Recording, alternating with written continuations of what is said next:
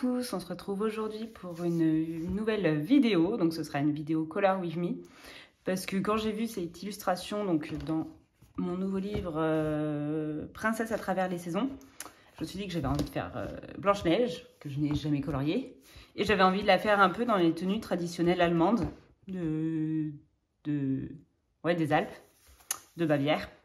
Et donc, je me suis dit, pourquoi pas le faire en vidéo directement. Donc, je pense que je vais le faire avec une voix off.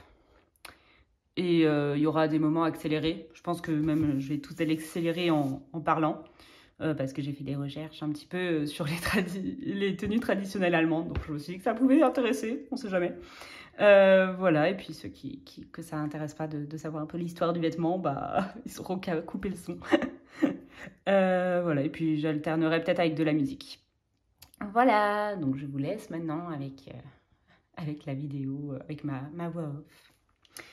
Donc voilà, donc j'avais pas envie de partir sur ces couleurs traditionnelles de Disney, donc c'est-à-dire le rouge et le bleu. J'avais envie de partir sur un vêtement donc comme les robes traditionnelles donc, que j'ai vues sur Pinterest. Donc j'ai vu que majoritairement, il y avait pas mal qui avaient des couleurs différentes, mais j'avais envie de partir sur celle que j'ai vue le plus, donc c'est-à-dire rouge et verte. Donc il y en a où il y avait du noir, sauf que j'avais pas trop envie de mettre du noir, donc j'ai pas mis de noir. Et normalement j'en ai vu qui étaient plus verte foncé, mais vu que j'ai envie que ce soit Blanche-Neige qui ressorte, vous allez le voir, je vais opter plutôt pour des verts clairs. Et un rouge rose plutôt clair aussi. Alors maintenant, donc, pour le vêtement en lui-même, donc, ça s'appelle je vais certainement très mal le prononcer, un Dirndl. Je l'écrirai. Voilà, je vais l'écrire parce que clairement, j'arrive pas à le prononcer. Donc c'est une robe typique basée sur un vêtement traditionnel des paysannes des Alpes. Je suis en train de lire Wikipédia en fait. mais voilà, donc si j'ai bien compris, c'est un vêtement qui a été donc, dans le sud de l'Allemagne, donc surtout en Bavière, en Autriche, en Suisse et au nord de l'Italie, donc dans les Alpes, voilà. Qui était surtout dans les années donc au 19e siècle, vers 1870, selon Wikipédia. Et que c'était donc un corsage. Donc moi, c'est pour ça que j'ai pas fait la deuxième partie en dessous de la ceinture, je l'ai fait d'une autre couleur, vous allez voir. Et donc j'ai bien fait comme si c'était un corsage au-dessus et en dessous un tablier, parce que donc ça se constitue d'un corsage, d'un corset, d'une jupe et d'un tablier. Donc voilà. Et donc ils disent que parfois il est accompagné d'un gilet ou d'un châle en laine. Voilà. On voit que Blanche-Neige n'en a pas, mais voilà. J'ai oublié de vous dire, donc je suis partie avec les Bredfener 520, alors que la peau qui ressort beaucoup plus claire qu'elle n'est en réalité, c'était les Bredfener 180, les cheveux aussi. Donc là j'ai pris les 520, donc pour les rouges, si ça vous intéresse, ce sont les Barberie R5, le Cayenne R36 et le Rose of Sharon numéro R48. Voilà. Et puis après, j'ai utilisé le blanc des Derwent, qu'on verra aussi plus tard parce que je suis en train d'anticiper beaucoup trop. Voilà. Donc pour revenir sur le vêtement, donc il disait que donc c'était un vêtement des paysannes. Voilà. Et que après donc ça s'est diversifié sur les classes plus privilégiées, mais en prenant des étoffes plus nobles. Voilà. Donc au début du XXe siècle, fin du XIXe, début du XXe siècle. Et donc ça devient un symbole de l'atmosphère des pays alpins, selon toujours Wikipédia. Voilà. Et qu'aujourd'hui, donc, le vêtement est plutôt utilisé pour les jours de fête ou les kermesses. Donc le Oktoberfest à Munich, pardon. Et en Suisse, qui se porte généralement aussi pour des représentations et des chants folkloriques. Voilà. Et après, ah oui, c'était drôle quand j'ai lu ça aussi tout à l'heure. Je sais plus si c'était sur Wikipédia ou sur un autre site que j'ai lu ça, mais il le redit sur Wikipédia. C'est que la place où est le nœud là par exemple qu'elle porte sur sa tenue, si il est à droite, ça veut dire que la femme est déjà soit mariée sans doute à l'époque, ou en couple, ou en tout cas n'est pas libre. S'il est à droite, disait que c'était une femme célibataire. S'il était au milieu, c'est que ça ne concernait personne en fait, ça voilà, ça regardait pas les gens. Et s'il était derrière, c'était les veuves ou les filles trop jeunes pour être mariées, en tout cas pour être en couple, je sais pas trop. Voilà. Donc ça, j'ai trouvé ça assez drôle de voir la position matrimoniale de la personne par rapport à un nœud. Donc voilà, j'ai trouvé ça drôle. Voilà.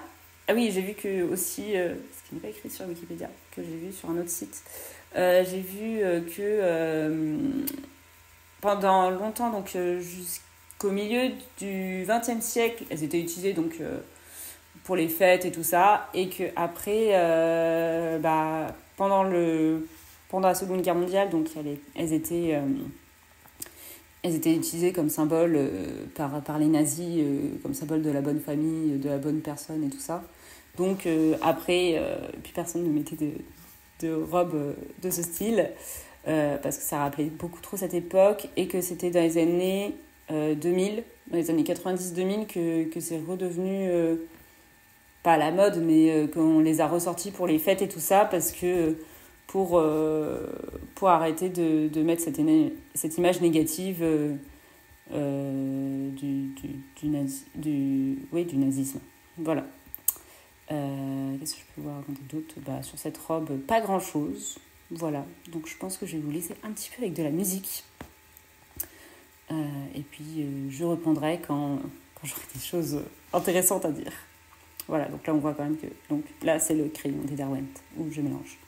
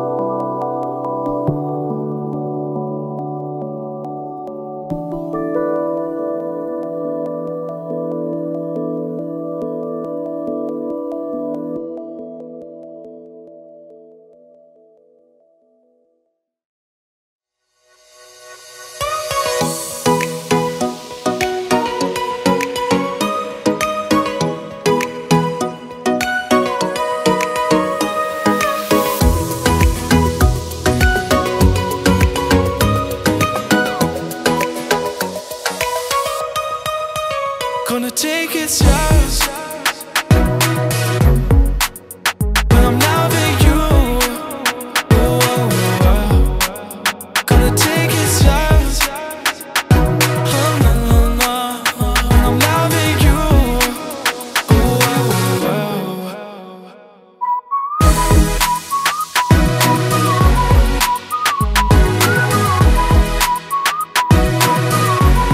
Oh, no, no, no.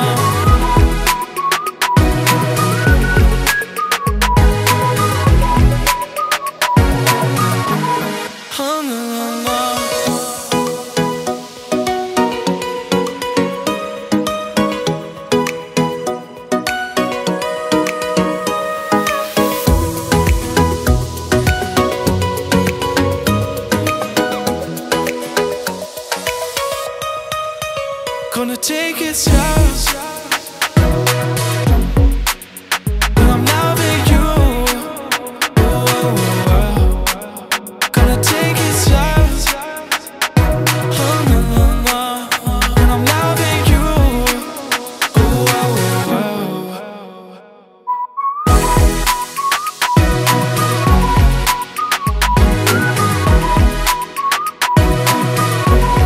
Oh, no, no, no.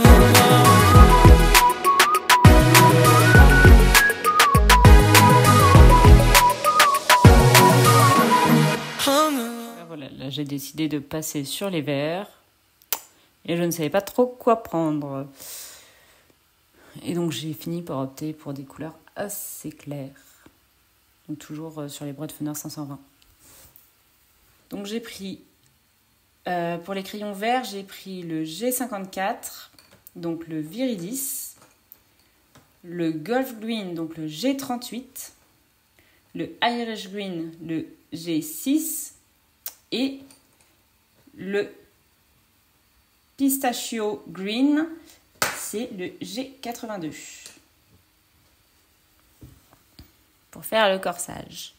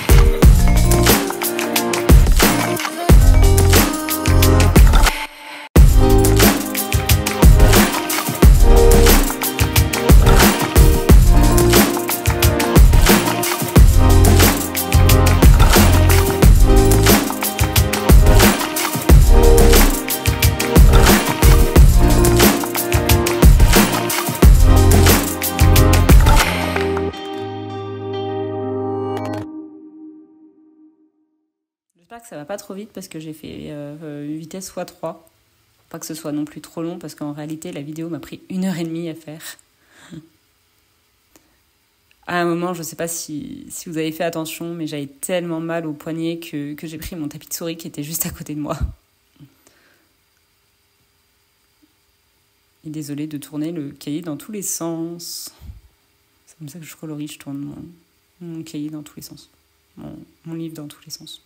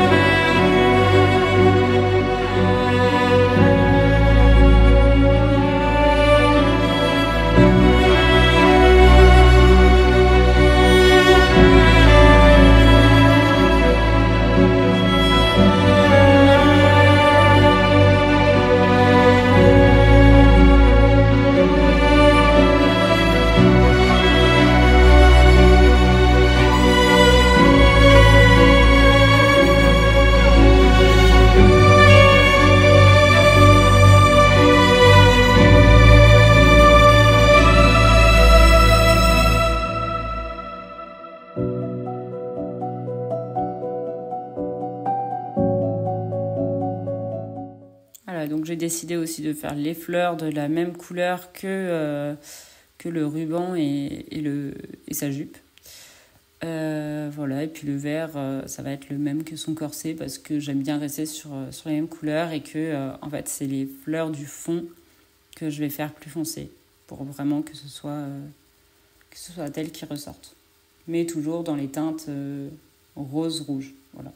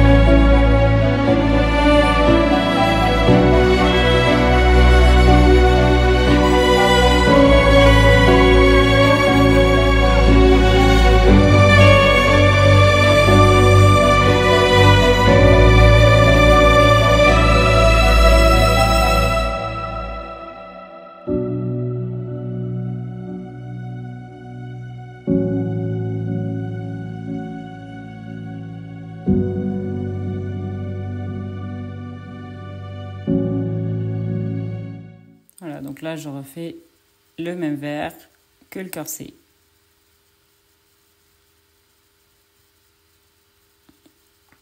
En mettant que là où il y a les plis du vêtement, en tout cas j'essaye de faire un peu l'effet vêtement. Donc c'est pour ça que j'en ai mis là où on voyait le ruban qui touchait le tablier et puis dans les replis du tablier aussi.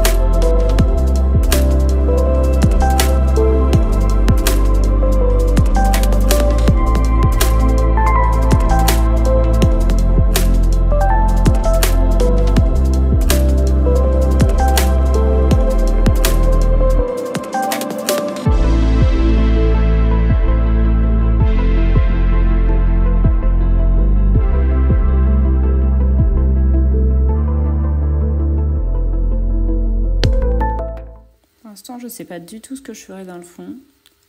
C'est peut-être un fond un peu ardoise, pourquoi pas, et faire ressortir les feuilles qui pour l'instant sont noires, les faire ressortir en blanc. Ça peut être sympa peut-être. J'en suis pas du tout là encore, mais en fait c'est en re-regardant toute ma mise en couleur que je me dis peut-être que le fond je pourrais le faire couleur ardoise.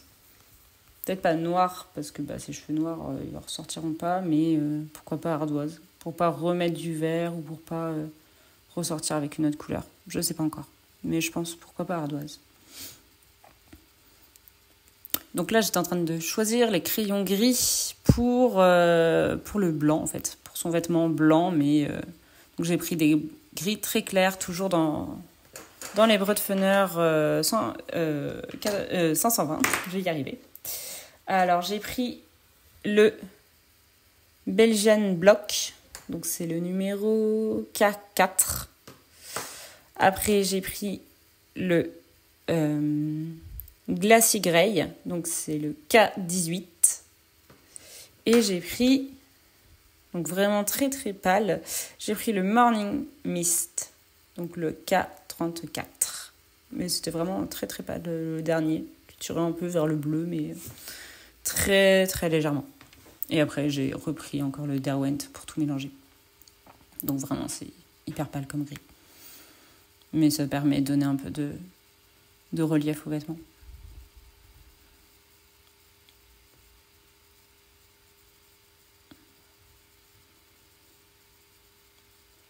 J'aime beaucoup ce livre en fait parce que pour l'instant, il vient juste de sortir, mais on l'a pas trop vu tourner.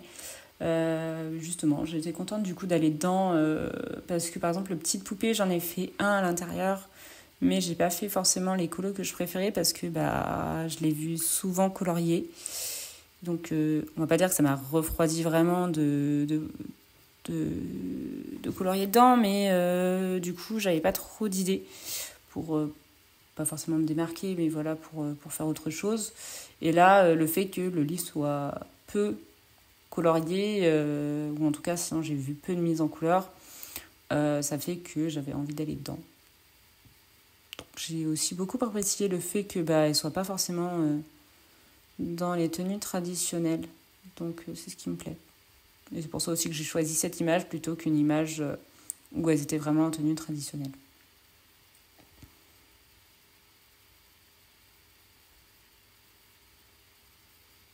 Voilà, je suis vraiment sur la fin du vêtement. Mais j'ai pas encore colorié les fleurs dans ses cheveux. Je me suis vraiment cantonnée que aux vêtements. Je sais pas non plus les fleurs, comment je les ferai. Je pense que je ferai peut-être les mêmes que celles qui sont derrière. Donc plus foncées. À moins que je fasse les mêmes que celles qui sont sur son vêtement. Donc c'est pour ça. Pour l'instant, j'ai gardé mes combos que j'ai pris pour les fleurs, puis on verra.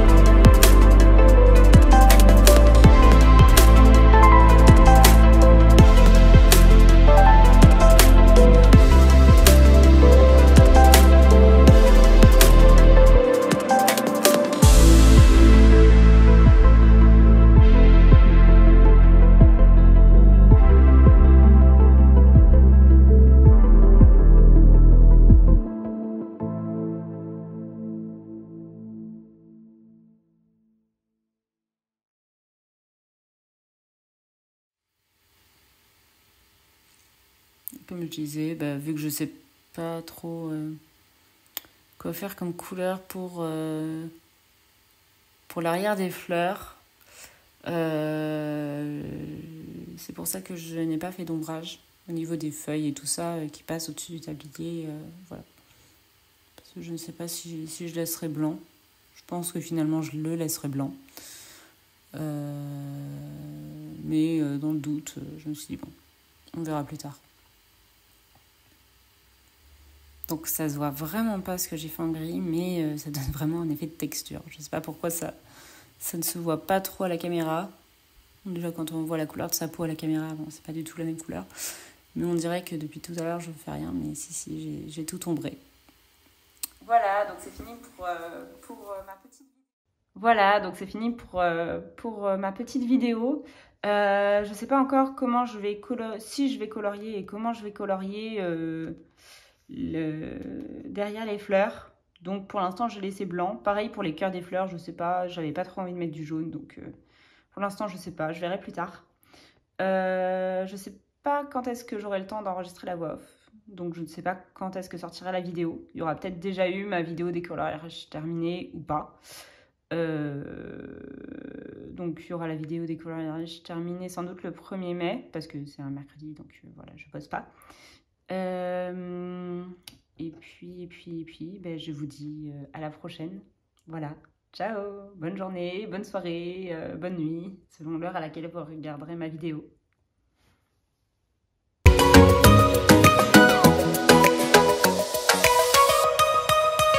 Gonna take it slow.